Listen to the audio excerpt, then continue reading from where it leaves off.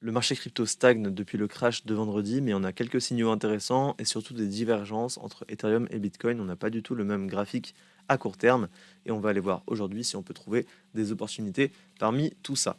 Sur Bitcoin, premièrement, on est venu nettoyer ses lots. Donc, on rappelle, ici, on a eu le crash de vendredi qui a été déclenché par Trump et les tarifs douaniers sur la Chine, mais on a vu dans la vidéo d'il y a 2 jours concrètement ce qui s'est passé à l'intérieur du système du marché crypto et pourquoi est-ce qu'on a eu une grosse cascade de liquidation comme ceci. Donc, si vous voulez l'explication technique par un trader qui est tous les jours sur les marchés, vous pouvez aller voir cette vidéo d'il y a 2 jours.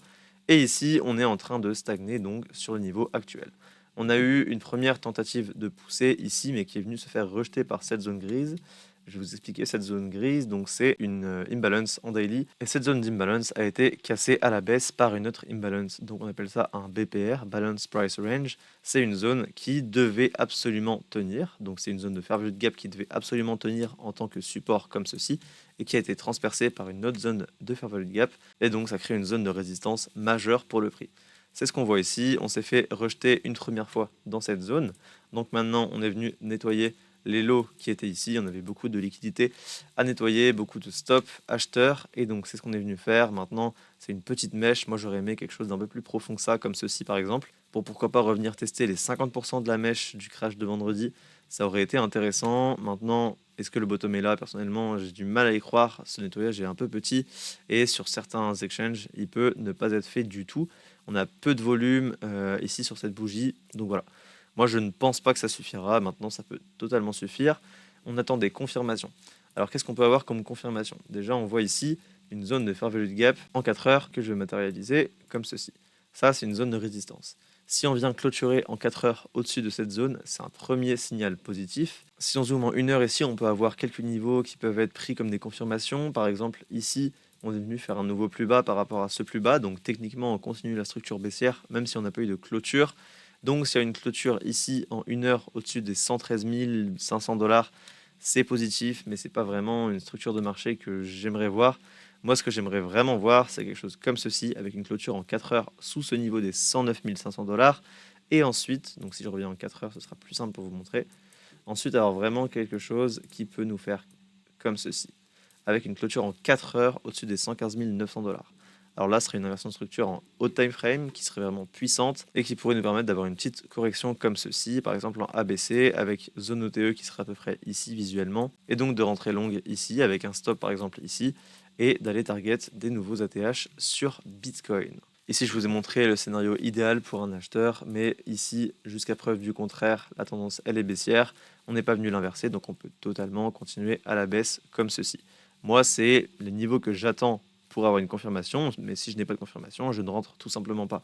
Je ne suis pas là pour prédire où va aller le prix, je suis en train de définir des niveaux qui m'intéressent à surveiller pour potentiellement prendre position sur Bitcoin. C'est à peu près tout par rapport à Bitcoin. On a la zone OTE qui est ici, mais techniquement, moi je la conserve comme ceci parce que si on n'avait pas eu la cascade de liquidation, on serait à peu près sur ces niveaux-là, même sur les niveaux actuels. Donc pour moi, ce plus bas, il n'est pas tant perdu. Il me faudrait au moins une clôture en daily sous ce niveau-là, qui n'est pas le cas actuellement. Et si on a une clôture en daily sous les 108 500 dollars, là c'est beaucoup moins bon signe pour Bitcoin. On va aller sur Ether.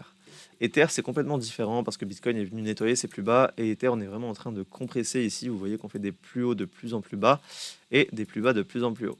Donc on a une grosse compression du prix. Également, on compresse sur les volumes. Ça, c'est important à notifier. On a une baisse des volumes depuis plusieurs jours maintenant, bientôt une semaine.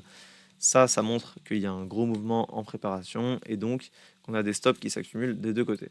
Maintenant, moi, ce que je vais surveiller, c'est lesquels on va nettoyer en premier.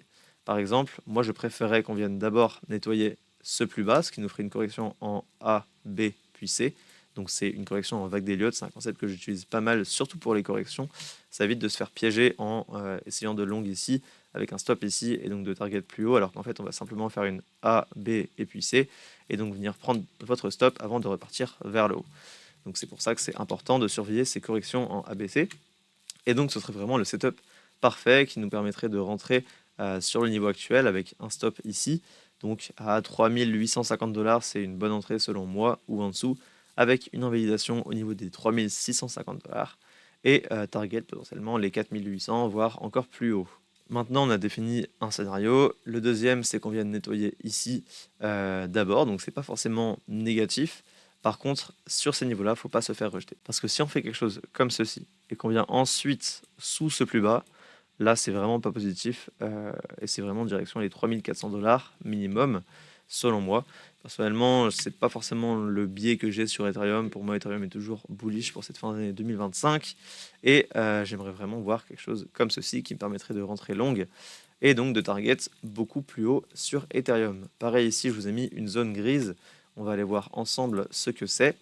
En daily, on a eu des imbalances ici, 2 journées qui ont clôturé avec un déséquilibre de marché et on les a cassés à la baisse, pareil, lors du crash de vendredi. C'est la même chose que sur Bitcoin et ça nous crée encore une fois un BPR, donc du niveau des 4 400 $ au niveau des 4 295 $. C'est de la résistance et toute cette zone-là peut rejeter le prix. C'est ce qu'on a fait une première fois ici, comme pour Bitcoin, et on pourrait le faire une deuxième fois. Encore une fois, si on vient nettoyer, donc si je reviens comme tout à l'heure, les plus hauts, on arriverait dans cette zone de BPR et là, ce serait vraiment pas bon signe parce que le prix aura du mal à casser cette zone-là.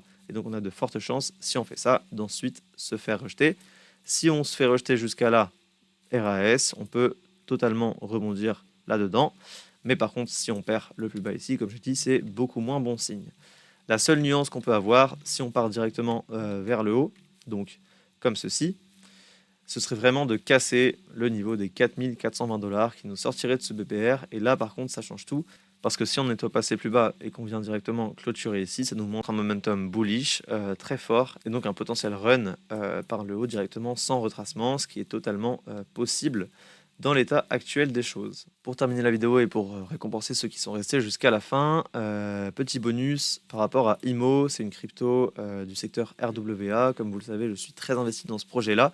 C'est mon top 1 en termes de bague spot crypto. Et on a de plus en plus de signaux qui nous montrent que derrière les coulisses, ça charbonne. On a une campagne de marketing qui va être lancée dans quelques jours, même elle est déjà lancée finalement. Surtout sur le réseau plutôt US, pas forcément francophone, parce que finalement dans l'écosystème francophone crypto, beaucoup de gens connaissent ce projet, du moins les gens qui sont assez investis dans l'écosystème crypto, et ils vont plutôt viser une audience anglophone. Donc personnellement, moi mon prix moyen d'achat il doit être un petit peu au-dessus des 1 $, parce que je suis rentré très tôt sur le projet, il y a plus d'un an maintenant. Mais ça n'empêche que pour moi le prix actuel est très intéressant, parce que ici on est sur la charte de MEXC, mais si on va sur la charte de IMO sur la blockchain.